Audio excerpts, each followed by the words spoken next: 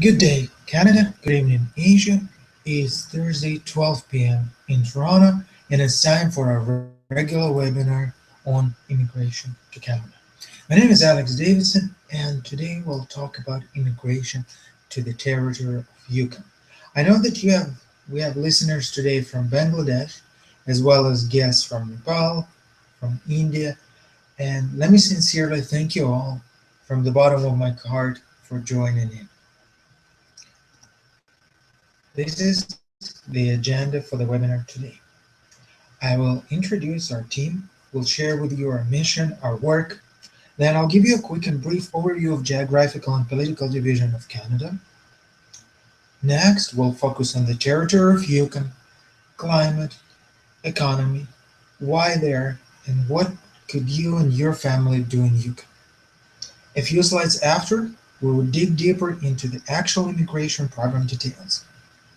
Initially, business immigration in general, and then business immigration to Yukon. We have summarized all immigration actions in 4 simple steps, and I will of course talk to you about them. On the wrap up, I'll share contact details of us, of our local team, so that you could address questions straight to us and to them.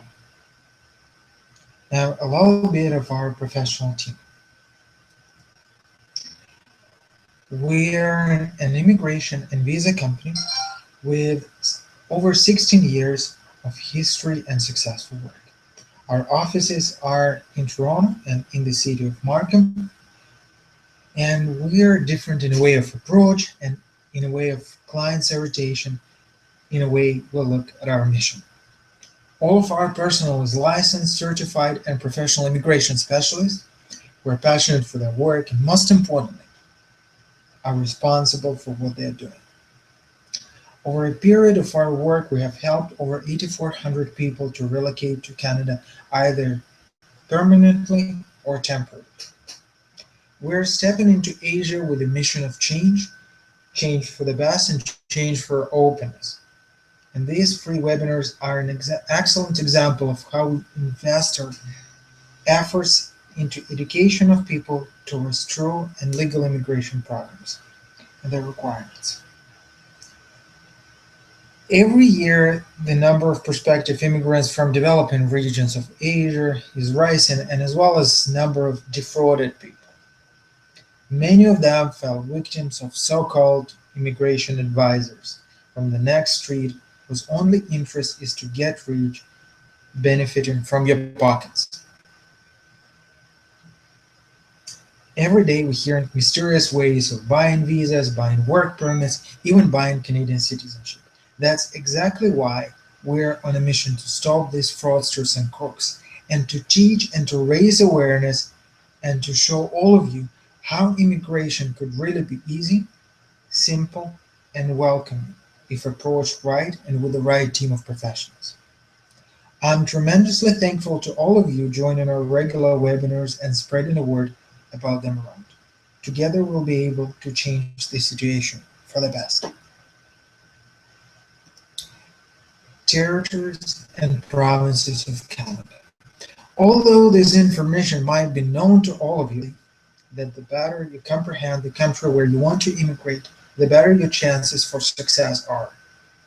It's not a knowledge mandatory for immigration, of course, but deeper and structural knowledge of geography and political system of Canada would help you to understand immigration principles of our country better.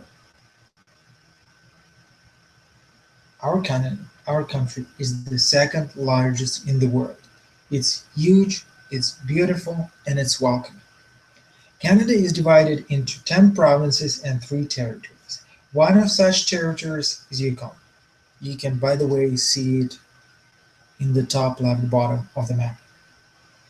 We're all united by English and French languages, traditions, culture, and by our positive and friendly attitude towards newcomers, and of course, our basic and universal Charter of Rights and Freedoms. Canadian Charter of Rights and Freedoms lists the basic rights of every citizen and every permanent resident of Canada, and one of such rights is the right to move freely all over Canada and establish home without limitations. No matter what, No one could prevent you from choosing a province, a city, a town, or a place where you work and live. I'm putting a specific emphasis on the charter because it guarantees your rights to move, rights to live, and rights to settle. No one, no province, no territory could prevent you from moving in or out or oblige you to to live in it if you do not want to do that after you receive your permanent residence. Essential to remember that. Now, since we speak of Yukon today, let's look at it in a little bit of more details. Yukon is one of three territories of Canada, and due to its remote location, it's just underpopulated. However, it is one of the richest places not only in Canada, but in the whole world by the number of natural resources, by forestry, by minerals. And this richness is, in my personal opinion, is the foundation guarantee of Yukon's prosperous future. Climate, well, climate is another point. It's rather mediocre than cold. 20-30 centigrade in summer, not so bad, right? And minus 20 in winter. Not freezing and more than okay for living. Underpopulation, however, is a guarantee for you of higher than average salaries compared to the rest of Canada, better and easier job perspectives. Capital of Yukon is the city of Whitehorse with a population of just 30,000 people. However, it's a fully modern and developed urban dwelling. I understand that for most of listeners today, probably 30,000 people sounds like an average village in Asia, but this is a Canadian reality, and this is one of the best examples why territories and provinces are seeking to attract more newcomers. Such territories is Canadian and maybe your future as well, rich with resources, offering jobs and desperately waiting for people to come in. Business immigration. A lot of applicants believe that business immigration is an expensive and complicated process intended to attract millionaires to Canada. No, no, and no. In a nutshell, it's a category for those who could come and settle in Canada independently. Means that a person would come here to create additional workplaces and help developing our economy. There are two types of business immigration, provincial and federal one. The difference is who regulates what. Federal immigration looks at an applicant from the perspective of the whole Canada, whom and how we as a country need. Provincial, on the contrary, is more, I would say, community based. This is what we as a province or we as a territory want from an applicant. Federal business immigration is expensive indeed. It understands that immigrants will more likely settle in Vancouver or, for example, in Toronto, so that they would need more assets. Provincial business immigration, on the other hand, is a solution for provinces, for underpopulated territories. They don't ask you for millions. In fact, they invite you so you could make your millions in provinces and territories. This is the core difference. Here is a quick summary. Business immigration is asset-based.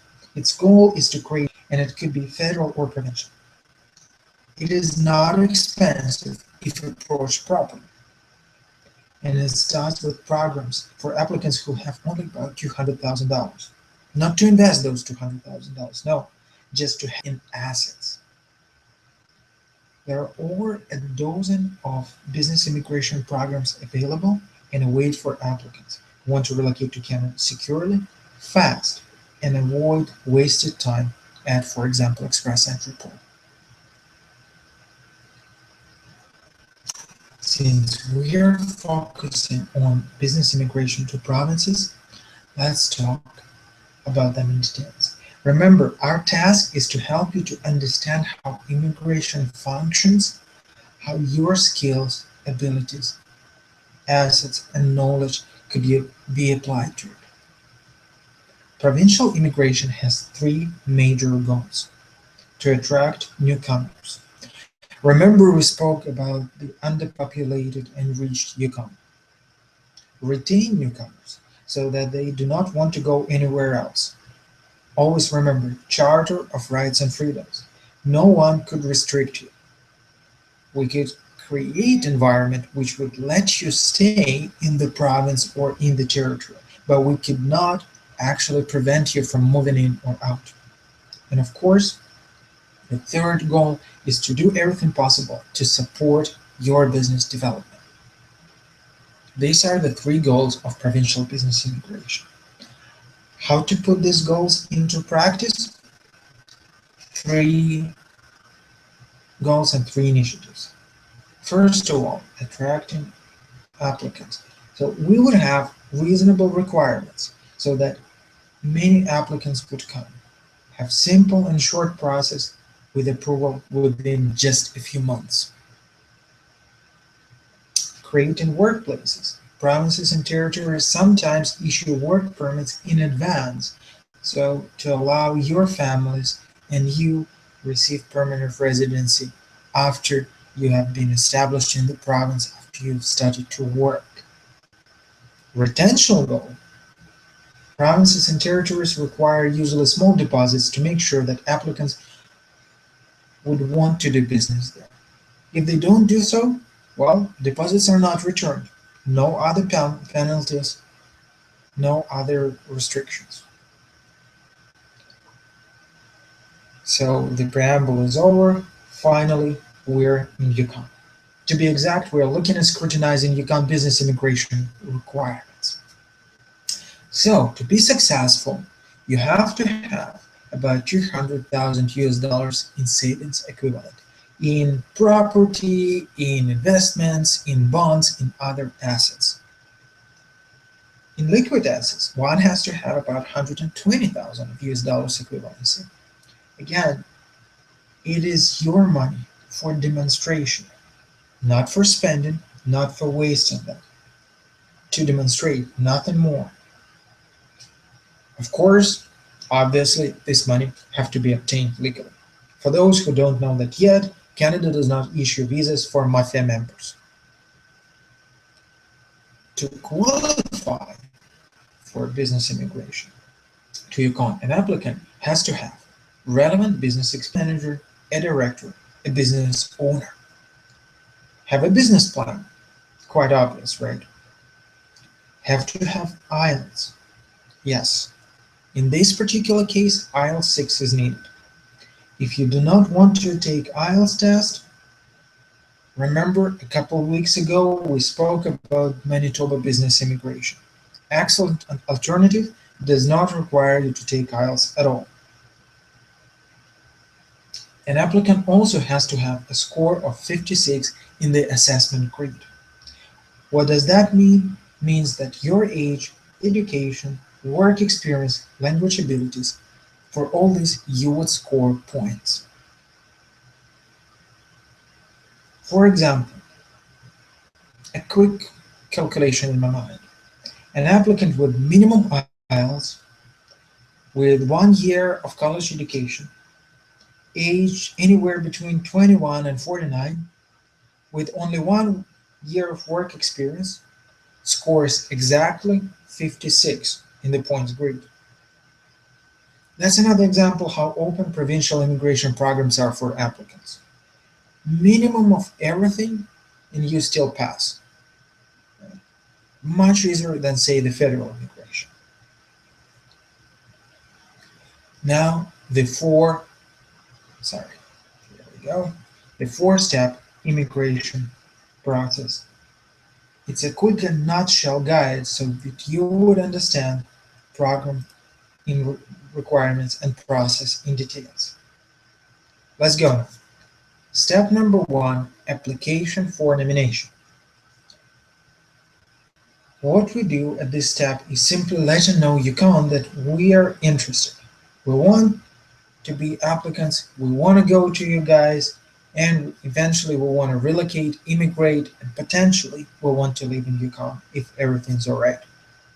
So we submit an application and receive a letter of support from Yukon.